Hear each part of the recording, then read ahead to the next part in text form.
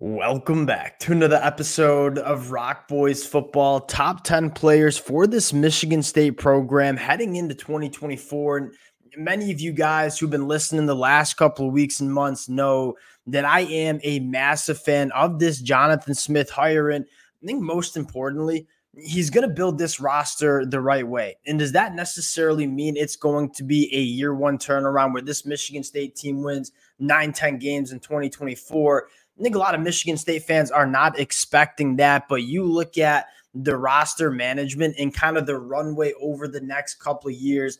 That's what you're most fired up for with Jonathan Smith doing it the right way. A lot of these players that we're going to be talking about are guys that are going to be on this team in 2025 and potentially in 2026 as well. Fired up to get into the list. Before we do it, as always, just want to say thank you to you guys. And it's been a blast taking deep dives into all of these programs during the summer months. The amount of support you guys have shown the fellas, it truly does mean a lot. If y'all do enjoy the content, consider subscribing to the channel. Much more importantly, specifically for the Michigan State fans, a lot of new faces coming into this roster. If I'm leaving out some names that you think I'm sleeping on, let me know in the comments section. I always learn a ton from you guys. And without further ado, let's get into this list. And I want to start with the quote-unquote my guys category, guys that I probably can't put in the top 10 for Michigan State, but all three of these names you see on the screen certainly could be top 10 players for this Michigan State program, starting off with a true freshman wide receiver Nick Marsh. And the Michigan State fans who follow the recruiting trail, they watch the spring game. Nick Marsh is going to be a guy that's going to be a massive contributor year one for this Michigan State team, very likely going to be a top 10 player on this roster. And I don't say that a lot about true freshmen, but I think what makes Nick Marsh special is this is a guy that physically is ready to play college football year one. There are a lot of other wide receivers that come into college programs with a lot of talent that need to get developed, need to put on some weight. Nick Marsh has been a grown man, essentially a college football player for the last 2 years of his high school career. This is a guy that can come in, and Michigan State's looking for some juice at that wide receiver room. Nick Marsh is going to be able to supply that juice. Two transfers that I want to give a quick shout out to. One, Luke Newman coming from Holy Cross. This was a commitment that flew under the radar, and I'll be the first one to admit I don't watch a ton of Holy Cross football on my Saturday afternoons, but looking at some of the numbers from Luke Newman, looking at some other Power 5 programs that were very interested in Luke Newman, this is a guy that's played really well and a lot at the FCS level. And if he can translate that to the Big Ten, you might be looking at a really steady interior offensive lineman. And then former Oregon defensive lineman Ben Roberts. The Oregon fans know that Ben Roberts, before he left Eugene, was one of the guys that I said is going to be a breakout player for Oregon. Ends up hitting the portal. Oregon or Michigan State, they needed to address the defensive lines, particularly on the inside of it. This was a massive get for Michigan State. Couple of guys that I think really could break out, but we just haven't seen enough of, and to put them in the top 10. Now, getting into our top 10 list, let's start off with Monterey Foster Jr., a guy that in a passing attack for Michigan State that was absolutely abysmal, right? Quarterback play, below average. Offensive line play, not good enough. Foster was a guy that was the go-to wide receiver in this Michigan State wide receiver. And you take a look at the numbers, led the team in first down catches, led the team in targets, receiving yards, and receptions. This was the true wide receiver one for Michigan State. Now, is he the wide receiver one for Michigan State in 2024? He very well could be. Michigan State did not go to the transfer portal and grab a ton of wide receivers. And I think that might tell you a little bit about Jonathan Smith getting on campus, going through spring ball and saying, hey, we like some of these wide receivers that we have in our room. And I think a guy like Foster certainly could be one of those guys that Jonathan Smith really likes. Going to our number 9 player, let's talk about transfer Tanner Miller coming from Oregon State. I might be a little low on Tanner Miller. This was a guy that was second team All Pac-12 last year. We all know the development that has taken place on Oregon State's offensive line under Jonathan Smith the last couple of seasons. And you look at Tanner Miller, Jonathan Smith wouldn't have brought Tanner Miller over if he didn't think he was a good football player. And so the mere fact that he's bringing him over to Michigan. But I think what stands out to me is one, Tanner Miller is a phenomenal athlete. And you look at some of those zone schemes that Jonathan Smith likes to run on offense in the run game, you need athletic offensive linemen. Although Tanner Miller is not this massive interior offensive lineman, he is really good at getting to the second level. He's a consistent interior offensive lineman that gives you some big-time versatility. A guy that started both at center and guard during the 2023 season. Versatile, athletic, good fit in the offense. Tanner Miller, probably a little bit low on him coming in at number 9. Going to our number 8 player, another transfer portal addition that Michigan State went out and beat Alabama for this kid in Ed Woods. When you take a look at Ed Woods, one, he's played a lot of football in the Pac-12, and the Pac-12 passing attacks over the last couple of years have been elite. And you look at Ed Woods last year, a 56% completion percentage when targeted, faced 46 targets. Ed Woods went up against a lot of elite wide receivers, a lot of elite quarterbacks, and was one of the better cornerbacks in the Pac-12. And if you're excited about one thing is, all right, Ed Woods was damn good at the Pac-12. He's not going to see that caliber of wide receiver and quarterback play in the Big Ten. And so you're kind of feeling good about him translating his play from the Pac-12 to the Big Ten. Michigan State was looking for, some more depth and experience in that cornerback room. In my opinion, Ed Woods certainly brings that to Michigan State. Going to our number 7 player, let's talk about another transfer portal addition from Oregon State, Jack Velling. Another guy that I might be a little bit low on.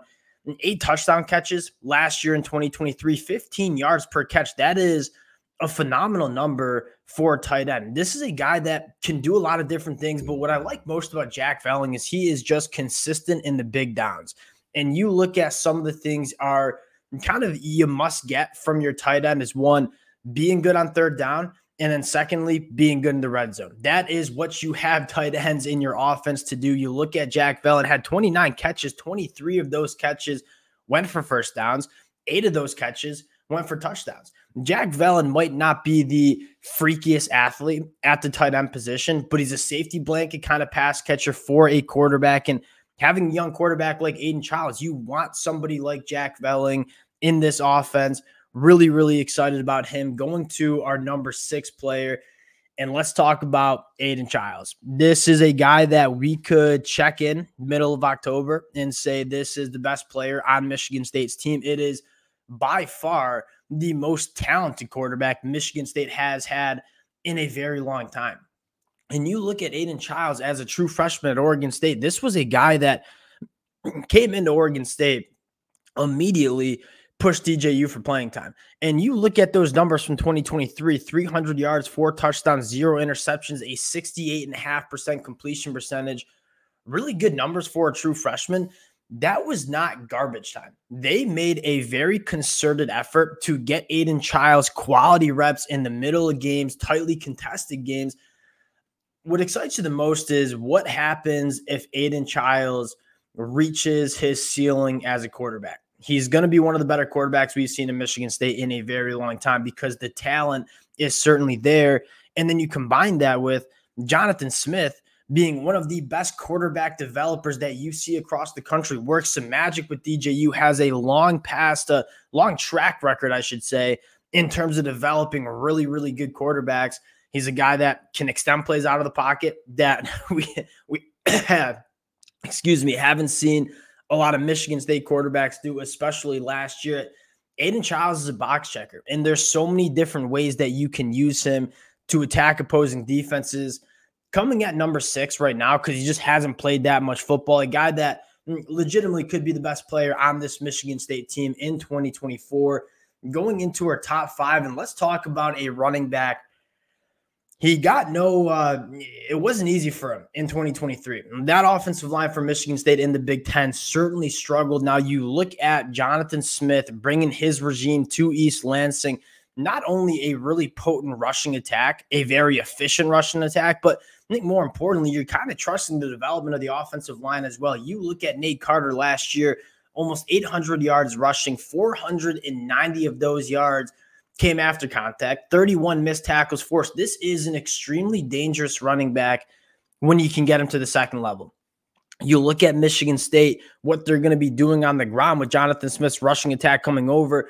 It's exceptional at getting their running backs to the second level. If you can manufacture more quality opportunities for a guy like Nate Carter, this is, in my mind, an 1,000-yard rusher for Michigan State. You look at Michigan State having success in 2024.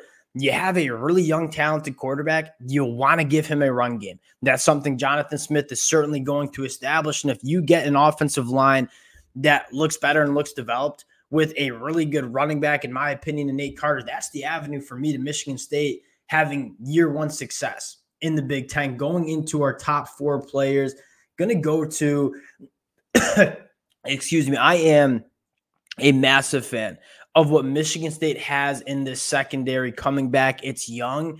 It's extremely talented.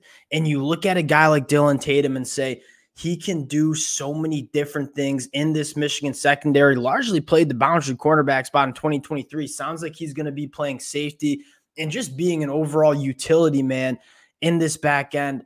When you have a safety that can play man coverage, that's an elite asset to a defense. And you look at Dylan Tatum having played cornerback during his second year at Michigan State, you feel good about him being able to play man coverage, a 6.8% missed tackle rate. He does not miss tackles in space. He's good in coverage. 7 pass breakups led the team last year.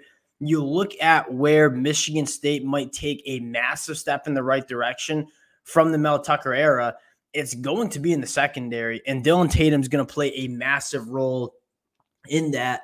Going into our top 3 players, and another transfer portal addition that just flew under the radar.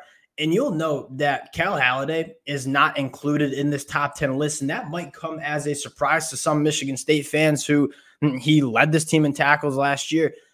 I don't know how much Cal Haladay is going to play. I mean, he was a productive linebacker. I don't think he was an elite linebacker for Michigan State by any means. And you look at some of the guys that they have coming back and coming into this program, I don't know how much Cal Haladay is going to play for this Michigan State defense, starting with a guy in Wayne Matthews who was top 10 in the country last year in tackles at 135 only, an 11% missed tackle rate, 31 run stops. Diving into the numbers, Wayne Matthews never came off the field for Old Dominion last year. Played almost 1,000 snaps in 2023, a phenomenal number. This is a guy that I don't know if he has that top 100 NFL draft pick potential. You talk about a reliable linebacker that can pick through traffic and find ball carriers. That's what you get with Wayne Matthews. Now, another linebacker that certainly does have top 100 NFL draft potential, that's going to be Jordan Hall. And this was one of the better true freshmen that I thought we saw in the country last year. And again, his performance kind of got overshadowed with everything that was happening with Michigan State last year. This kid was phenomenal for Michigan State. He has incredible instincts that are only going to get better as he goes into only year 2 of his college football career. 67 tackles, 7.5 TFLs, 4.5 sacks, active in the run game. You can put him at a lot of different positions on the football field and have him impact the game. And you have Wayne Matthews as your kind of prototypical off-ball linebacker. I think that frees you up in terms of how you want to use Jordan Hall. I look at Jordan Hall and say, let him go impact the game in a lot of different ways, whether it's just being a traditional off-ball linebacker, whether it's having him come off the edge and be a pass rusher. Jordan Hall is one of those difference makers that you got to use him as a difference maker. I am fired up about Jordan Hall heading into 2024 and our number 1 player for Michigan State. And this is a little bit of a potential play here in terms of I'm just betting on this kid's traits, Malik Spencer. Now, for the Michigan State fans who follow the NFL draft community, Malik Spencer is getting a lot of buzz as a top 100 pick in the NFL draft next year. And for good reason. I think he can probably improve in his man coverage skills a little bit as he played a lot of that nickel role in 2023.